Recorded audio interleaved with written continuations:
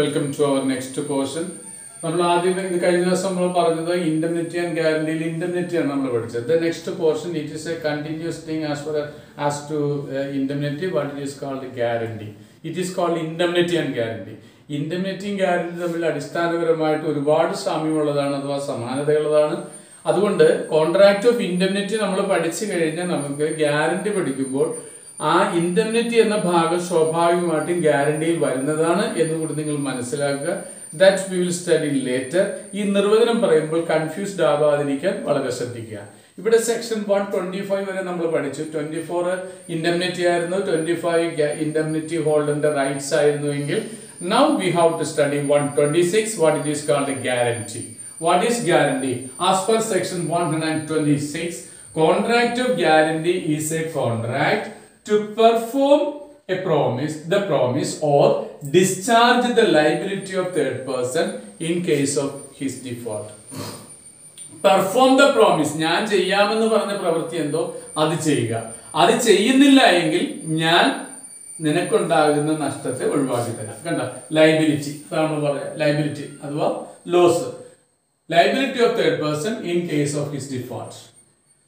Contract of guarantee is a contract to perform the promise. ഞാൻ പറഞ്ഞത് എന്തോ അത് നിനക്ക് ചെയ്തു തരാം, അല്ലെങ്കിൽ നിന്റെ നഷ്ടത്തെ ഞാൻ പരിഹരിച്ചു തരാം. അപ്പൊ ഞാൻ എന്ത് പ്രവൃത്തിയാണോ ചെയ്യാമെന്ന് ഏൽക്കുന്നത് അത് ഉറപ്പായും ഞാൻ ചെയ്തു തരും. അതല്ല എങ്കിൽ, അത് അങ്ങനെയല്ല എങ്കിൽ ഏതെങ്കിലും തരത്തിലുള്ള ബാധ്യത ഉണ്ടായിട്ടുണ്ടെങ്കിൽ ആ ബാധ്യത ഞാൻ ഒഴിവാക്കി തരും എന്ന് പറയുന്നതാണ് ഗ്യാരണ്ടി.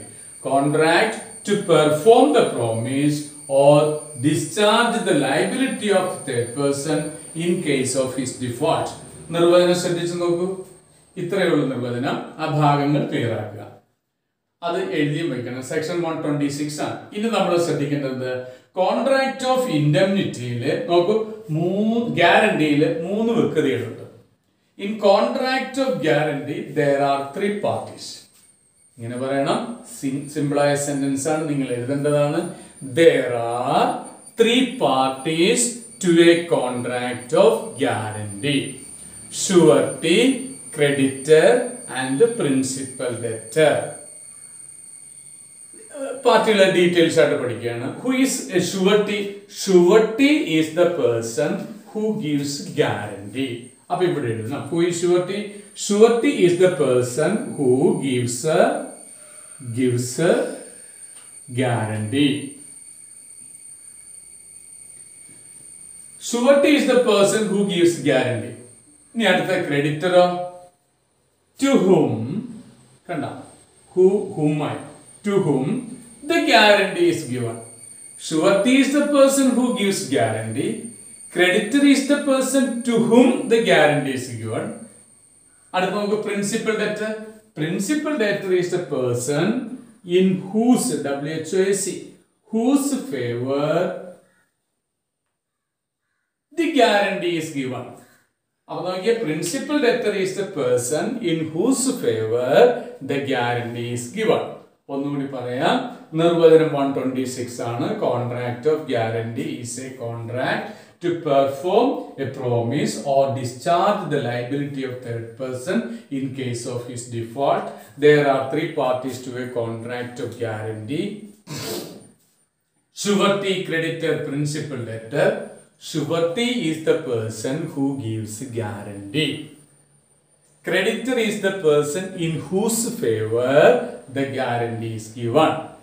അടുത്തത് പ്രിൻസിപ്പൽ ഡെറ്റർ ആണ്. Principal debtor is a person, ഒന്നുകൂടി പറയാം, surety is the person who gives guarantee. Creditor is the person to whom the guarantee is given. Principal debtor is the person in whose favor, strike to the word, in whose favor the guarantee is given. ഏതൊരാളുടെ പേരിലാണോ ഗ്യാരണ്ടി നൽകിയത് അയാൾ principal debtor. ഏതൊരാൾക്ക് വേണ്ടിയിട്ടാണോ guarantee നൽകിയത് അത് creditor. ഏതൊരാളാണോ guarantee നൽകിയത് അത് ഷുവർട്ടി. അപ്പൊ surety is the person who gives guarantee. അവിടെ കൺഫ്യൂഷൻ ഉണ്ടായിരുന്നത്. Surety is the person who gives guarantee. Creditor is the person to whom the guarantee is given. And principal debtor is the person in whose favour the guarantee is given. നമുക്ക് ചെറിയൊരു example പറയാം. നമുക്ക് സൊസൈറ്റിയിൽ നിന്ന് അല്ലെങ്കിൽ ഒരു ബാങ്കിൽ നിന്ന് ഒരു ഫിനാൻഷ്യൽ ഇൻസ്റ്റിറ്റ്യൂഷനിൽ നിന്ന് ചിട്ടി പിടിച്ചു എന്ന് കരുതുക. അപ്പോൾ ഞാൻ ചിട്ടി പിടിച്ചു എന്ന് പറഞ്ഞാൽ ആ തുക സംഘക്കാരെ സൊസൈറ്റി എനിക്ക് പൈസ തരിക. ഇനി ഞാൻ അതിനകത്ത് 10-30,000 രൂപ അടയ്ക്കാനുണ്ട്. ഇപ്പൊ എനിക്ക് ആ അടച്ചു തീരുന്ന മുഴുവൻ പൈസ 50,000 രൂപയും എനിക്ക് സൊസൈറ്റി തരാൻ പോവാം. അപ്പൊ ഞാൻ തിരിച്ച് ഈ 30,000 രൂപയോളം അടയ്ക്കുമെന്നുള്ളതിന് ഒരു ഉറപ്പുമില്ല. അപ്പൊ അതിന് നമ്മൾ ഗ്യാരണ്ടി കൊടുക്കണം. അത് നിങ്ങൾക്കറിയാവുന്നതാണ്. അതിന് നമ്മൾ സാലറി സർട്ടിഫിക്കറ്റ് ജാമ്യം കൊടുക്കാം, ഗ്യാരണ്ടി ആയിട്ട് കൊടുക്കാം, അല്ലെങ്കിൽ മറ്റ് ചിട്ടി ചേർന്നിരിക്കുന്ന ആൾക്കാർ ജാമ്യമായിട്ട് നിൽക്കാം, അതല്ലെങ്കിൽ മറ്റ് ചിട്ടി നമ്മുടെ തന്നെ മറ്റ് ചിട്ടികൾ ജാമ്യമായിട്ട് കൊടുക്കാം. ഏതെങ്കിലും തരത്തിൽ ജാമ്യം കൊടുത്തേ പറ്റൂ. അപ്പോൾ ഞാൻ അതിനെ ബി എന്ന് പറയുന്ന ആളുടെ അടുത്ത് സാലറി സർട്ടിഫിക്കറ്റ് വാങ്ങി സൊസൈറ്റിക്ക് കൊടുത്തു എന്ന് കരുതുന്നു. അപ്പോൾ ഇവിടെ എന്താ ശ്രദ്ധിക്കുക, ഞാൻ സാലറി സർട്ടിഫിക്കറ്റ് തന്ന ഉദ്യോഗസ്ഥനോട് പറഞ്ഞത് എനിക്ക് അങ്ങയുടെ സാലറി സർട്ടിഫിക്കറ്റ് തരണം. ഇതുപോലെ സൊസൈറ്റിയിൽ നിന്ന് വാങ്ങിയ കിട്ടുന്ന പൈസയ്ക്ക് ജാമ്യമായിട്ടാണ് അങ്ങയുടെ സാലറി സർട്ടിഫിക്കറ്റ് കൊടുക്കുന്നത്. ഇത് ഞാൻ തിരിച്ചടയ്ക്കാത്തതിൻ്റെ പേരിലോ മറ്റേതെങ്കിലും കാര്യം കൊണ്ടോ താങ്കൾക്ക് എന്ത് തന്നെ നഷ്ടമുണ്ടായാലും ഞാൻ പരിഹരിച്ച് തന്നുകൊള്ളാമെന്ന് അയാളോട് പറയും. പറഞ്ഞാലും പറഞ്ഞില്ലേലും അത് അവിടെ ഉള്ളതാണ്. അത് ഗ്യാരണ്ടി അല്ല, അത് ഇൻഡെംനിറ്റിയാണ്. ശ്രദ്ധിച്ച് മനസ്സിലാക്കണം. നമ്മളിപ്പോൾ പഠിക്കുന്ന ഗ്യാരണ്ടിയാണ്, പക്ഷെ ഇപ്പം നമ്മൾ പറഞ്ഞ് ഇവിടെ അത് ഇൻഡെംനിറ്റിയാണ്. ഞാൻ അങ്ങേരോട് പറഞ്ഞു എന്ത് നഷ്ടം ഉണ്ടായാലും ഞാൻ ഒഴിവാക്കി തന്നോളാം, എനിക്ക് വേണ്ടി ഇങ്ങനെയൊരു സഹായം ചെയ്യണം. അത് പറഞ്ഞപ്പോൾ ഈ പറയുന്നയാള്, ഈ എക്സ് എന്ന് പറയുന്നയാള് സാലറി സർട്ടിഫിക്കറ്റ് തന്നു. സൊസൈറ്റിയാണ് ഇവിടുത്തെ മൂന്നാമത്തെ ആള്. അപ്പൊ സൊസൈറ്റിക്ക് സാലറി സർട്ടിഫിക്കറ്റ് തന്നു. അപ്പൊ എന്താ ആ ആള് പറഞ്ഞത് എന്താണെന്നറിയാവോ? സൊസൈറ്റിയോട് എക്സ് ഞാനുമായിട്ടുള്ള ഇടപാട്, അതായത് പൈസ വാങ്ങിയ ഞാനുമായിട്ടുള്ള ഇടപാടിൽ എന്ത് തന്നെ നഷ്ടം താങ്കൾക്കുണ്ടായാലും അത് ഞാൻ പരിഹരിച്ച് തന്നുകൊള്ളാമെന്നാണ് അയാൾ പറഞ്ഞത്, എക്സ് പറഞ്ഞത്. അപ്പോൾ എക്സിന്റെ പ്രോമിസ് ആണ് ഇവിടെ ഗ്യാരണ്ടി. സൊസൈറ്റിയാണ് പൈസ വാങ്ങിയത്, അല്ല സൊസൈറ്റിയാണ് ഗ്യാരണ്ടി വാങ്ങിയത്, സൊസൈറ്റിയാണ് കാശ് എനിക്ക് തന്നത്. അപ്പൊ 3 പേരായല്ലോ. ആ 3 പേരെ നമുക്കിത് ഇങ്ങനെ പഠിക്കാം. ശ്രദ്ധിച്ചിരിക്കണം. ഇവിടെ ഇയാളെ നമുക്ക് എസ് ഷുവർട്ടി എന്ന് പറയാം, ഇയാളെ ക്രെഡിറ്റർ എന്ന് പറയാം, ഇയാളെ പ്രിൻസിപ്പൽ ഡെറ്റർ എന്ന് പറയാം. അപ്പൊ ഇവിടെ നോക്കൂ, ഷുവർട്ടി എന്ന് പറയുന്ന ആളാണ് സാലറി സർട്ടിഫിക്കറ്റ് കൊടുത്ത എക്സ്. നമ്മുടെ എക്സാമ്പിളില് ഈ എക്സ് എന്ന് പറയുന്ന അഥവാ സാലറി സർട്ടിഫിക്കറ്റ് കൊടുത്ത ആള് സിക്ക് സാലറി സർട്ടിഫിക്കറ്റ് കൊടുത്തപ്പോൾ എന്താ അർത്ഥം? ഏതെങ്കിലും തരത്തിലുള്ള വീഴ്ച പ്രിൻസിപ്പൽ ഡെറ്റർ വരുത്തിയാൽ അതിന്റെ ഉത്തരവാദി ആയിക്കൊള്ളാമെന്നാണല്ലോ ഇവിടെ പറഞ്ഞിരിക്കുന്നത്. അപ്പൊ ഇയാള് ഷുവർട്ടി. അപ്പൊ സാലറി സർട്ടിഫിക്കറ്റ് കൊടുത്ത ആളാണ് ആര്? ഷുവർട്ടി. ഈ സി എന്ന് പറയുന്നത് ആരാപ്പ? അത് ക്രെഡിറ്റർ. ആ ക്രെഡിറ്റർ ആരാ? നമ്മുടെ എക്സാമ്പിളില് ഈ സംഘക്കാരനല്ലേ, സംഘമല്ലേ, സൊസൈറ്റി അല്ലേ, അല്ലെങ്കിൽ ഫിനാൻസ് ഇൻസ്റ്റിറ്റ്യൂഷൻ അല്ലേ? അപ്പൊ പ്രിൻസിപ്പൽ ഡെറ്ററോ? വായ്പ വാങ്ങിയ ഞാൻ. മനസ്സിലാവുന്നുണ്ടല്ലോ? അതാണ് പ്രിൻസിപ്പൽ.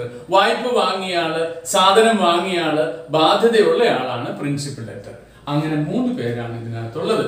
ഒന്നുകൂടി ഞാൻ പറയാം. Surety is the person who gives guarantee. കണ്ടോ, ഗ്യാരണ്ടി കൊടുത്തു. ഇവിടെ നമ്മൾ ഗ്യാരണ്ടി എന്ന് പറയണം.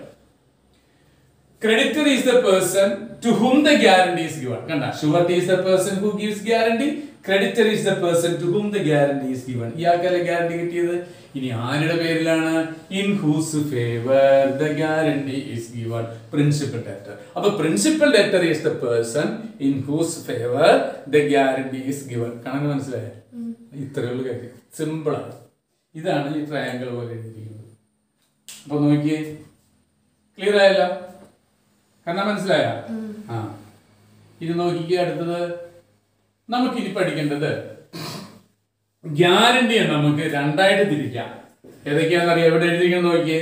സ്പെസിഫിക് ഗ്യാരണ്ടി എന്നും കണ്ടിന്യൂയിങ് ഗ്യാരണ്ടി. എഴുതി വായിക്കാൻ പാടില്ലേ? Continuing guarantee, specific guarantee and continuing guarantee. Specific എന്ന് പറഞ്ഞാൽ A guarantee which is given for A specific transaction is called specific guarantee. Guarantee which is given for a specific transaction. Guarantee which is given for a specific transaction is called a specific guarantee. And guarantee which is given for a series of transactions is called a continuing guarantee, irrespective of transaction. Continuous, it is happening again and again for the continuous supply of certain raw materials. For the continuous supply of certain raw materials. That's a continuing guarantee. We have a factory like a raw material promise. One promise is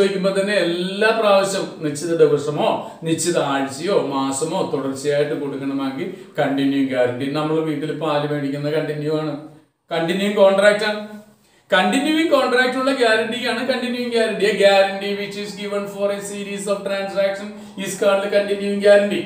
A guarantee which is given for a specific transaction is called a specific guarantee. And the continuing guarantee is a guarantee which is given for a series of transactions is called a continuing guarantee. A series of transactions guarantee which is specific series. Guarantee which is given for a specific transaction is called a specific guarantee.